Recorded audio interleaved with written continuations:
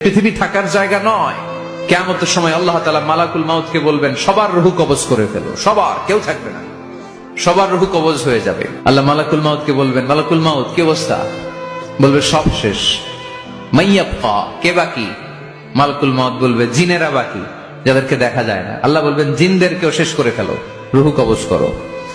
মালাকুল মাউত জিনদের রূহ কবজ করবে।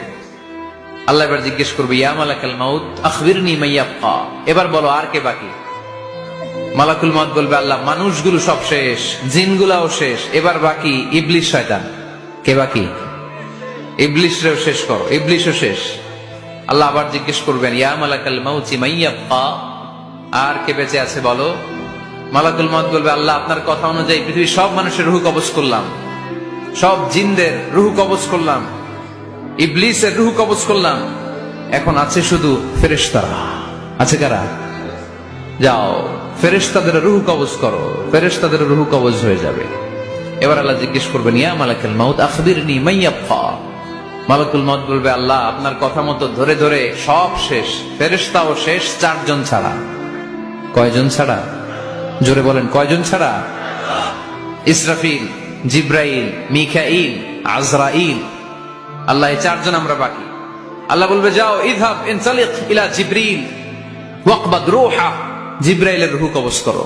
ইযহাব ইলা ইসরাফিল ওয়াকবাদ রূহা, ইসরাফিলের রূহ কবজ করো। ইযহাব ইলা মিকাইল ওয়াকবাদ রূহা, রূহ কবজ করো। ওই 3 ফেরেশতাও শেষ। এবার আল্লাহ তাআলা জিজ্ঞেস করবেন, ইয়া মালাকাল মাউত আখবিরনি মাইয়াবকা, হে মালাকুল মাউত আর কে বাকি আছে বলো? মালাকুল মাউত বলবে, আল্লাহ আপনার কথা মতো মানুষগুলো শেষ, জিনগুলো শেষ, ইবলিস শেষ, আমার বাকি 3 ভাই ইসরাফিল, মিকাইল, জিব্রাইলও শেষ, শুধু আমি, শুধু আমি। আল্লাহ বলবেন, কেউ নাই? মালাকুল মাউত বলবে, না আল্লাহ কেউ নাই। এবার আল্লাহ তাআলা বলবেন, মালাকুল মাউত তুমি তো সবাই রে মারছো, এবার তুমি মরো, এবার তুমি মরো, তুমি মরো।